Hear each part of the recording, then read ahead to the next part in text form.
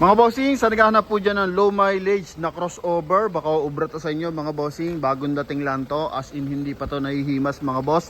2014 na Kia Sportage to mga bossing. Mileage lang natin dito is 13,000 km. Magandahan dito mga bossing, naka Yokohama tires, naka all disc brake, kulay black yung ating unit mga bossing. Ito po is 2.0 na diesel engine mga boss, ano? Yan, so napaka-presentable, in and out mga boss. May kasama tong payong mga bossing, pero hindi kasi ito sa atin mga boss, sa may-ari ng dealer yan. Okay, presentable yan mga bossing ha, pati dito sa front area. Tapos mababa lang ang presyo nito mga bossing. Maliban sa payong, may kasama rin siya Aqua Plus, pero hindi rin kasama sa pagbebenta yan mga boss. Okay, so bali, for now kasi ginagamit-gamit muna to mga bossing, tinitest drive. Yan, kasi nga sariwa naman mga boss. Kaya sa mga nakaka-interest, ito pwede nyo itong makuha sa halagang 475,000, kulay black yung ating unit. So sa mga naghahanap dyan na matipid sa fuel consumption, mataas ang ground clearance, ito best of the best Kia Sportage na 2014 model, 39,000 lang ang mileage. Sobrang baba niyan mga boss, ano? So ito mga bossing, naka two-tone mags. Okay, mini SUV na 5-seater na to mga bossing, naka projector headlight, chrome yung kanyang front grille housing, tapos may fog light na. Coding na ito is Friday mga boss. Pakita ko lang yung mga ilang scratches mga bossing. So maganda dito pag bagong dating, kitang-kita natin yung mga minimal scratches. Pero pakita ko rin sa inyo yung makina, sobra kakinis mga bossing, tsaka yung loob mga boss. Walang mga tagas yung engine bay niyan. Gulong natin R17 na Yokohama tires yan mga boss. Okay? Makapal pa, 85% tread life pa yan. Tapos pasilip natin yung kanyang interior. May roof rail na rin yan na kulay silver mga boss. May mga dumi pa talaga to mga bossing, hindi pa to nababapping, hindi pa to na-detail. Kagandahan lang mga boss, naka-sticker pa oh, yung kanyang window mga boss. Tapos yung mga pedal, buong buo pa lahat yan mga bossing. Upuan natin, tingnan mo naman.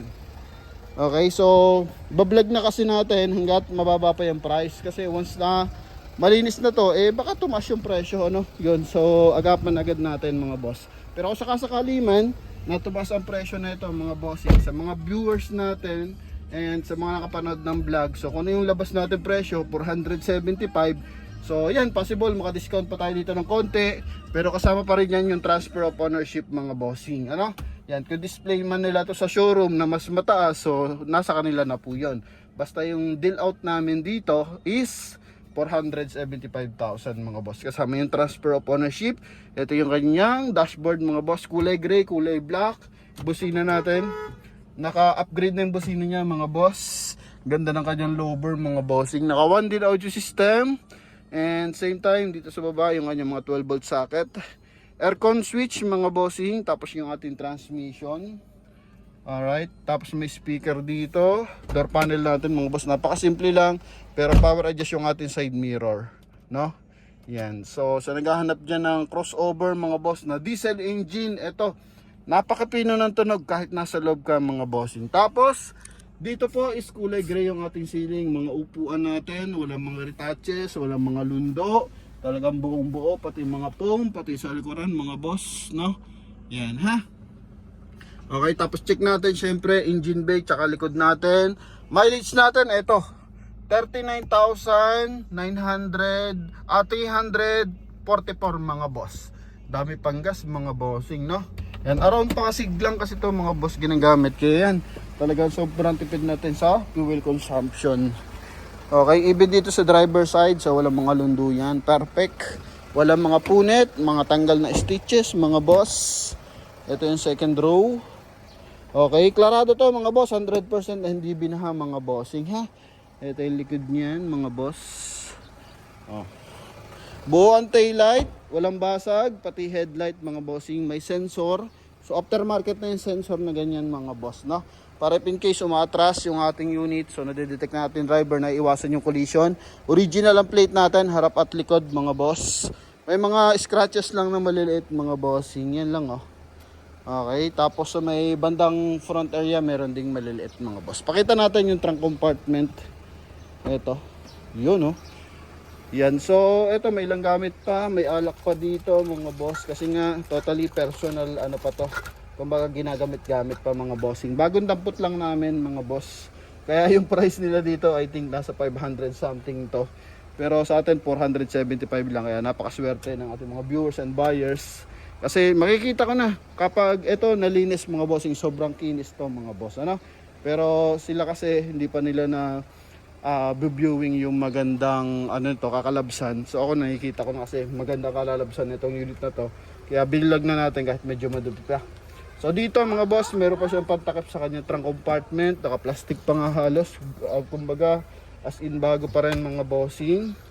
Tapos ito maluwag naman mga boss. Dalawang maleta na 25 kilos mga bossing or medium size. So goods na goods. Tapos maayos yung mga hydraulic assist. Buo yung mga panel mga bossing, wala mga basag.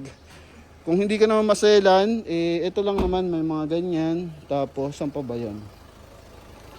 Nakita ko na yun mga bossing eh. Tapos ito yung kabilang side. Okay, even dito maayos naman mga boss. Medyo madumi lang ng konti. No, pero madali na yan. Pero makikita mo sa paggamit, pati yung engine bay sobra kalinis mga boss. Oh. Yan, ha? Front area, armrest. Tapos cup holder mga bossing. Mga window, maayos lahat ng mga window natin mga boss. Okay, eto pala mga bossing, yan. Teka, kontian lang naman mga boss. Yan lang naman mga bossing. Pero yung mga headlight niyan, fog light, maayos yan. So yung mga major, priority natin yan mga boss. Kasi yun yung mga mahal na pyesa, makina, transmission, aircon, headlight, mga bossing, no? Yan, kaya yun lagi. So, hanggat maaari, klarado tayo sa mga major na concern mga boss. Okay? Yan ha. Pero tinest drive ko na, walang kalampag to. Walang ingay yung kanyang steering wheel. Ito yung ating engine bay. So, malaki yung baterya niyan. Mega Force. Tapos, CRDI na 16 valve mga bossing. Walang mga tagos yan mga boss ha.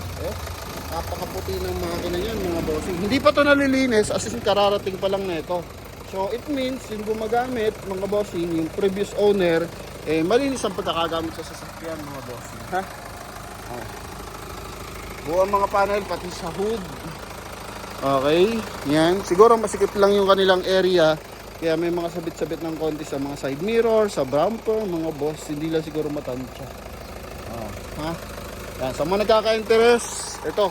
Napaka-kisig na ito mga boss. Ha? Yan. Dito sa kabilang side, wala naman siya masyadong mga bossing. Doon lang talaga. Pero sa ground clearance, panalo to mga boss.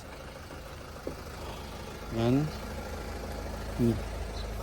Okay, tapos ano pa bang meron dito mga bossing? Yung transfer of ownership nabanggit naman na natin. And dyan mga bossing, sa mga interesado, so tawag na lang sa ating contact number na nasa screen. Connected naman yan ng Viber and WhatsApp mga boss. Check na lang natin yung kanya mga ilaw mga bossing, ano? Yan, so advance Merry Christmas din sa ating mga viewers and buyers at mga lupalop ng mundo. So maraming salamat sa pagsuporta nyo sa Promote PH mga bossing, ano? Yan. Ilaw. Meron siyang fork light, dilaw na headlight, tsaka fog light mga bossing. So pwede nyo rin naman palitan ng LED yan kung sakasakali mga boss. Okay, tapos fender light mga bossing. Dito tayo sa likod. Eto, so fork light mga bossing. All goods naman mga bossing kasi minsan meron naman time na na-check natin, walang park light, walang stop light mga bossing. So minor lang naman yun, bulb lang naman yun mga boss, no? So yun lamang mga bossing sa lahat ng mga interesado dito. So tawag lang kayo mga boss, ano? Sa lahat ng gusto mag-reserve, so contact number natin, yun din yung ating GCash number mga boss, ano? So maraming salamat mga bossing. Thank you very much and bye bye.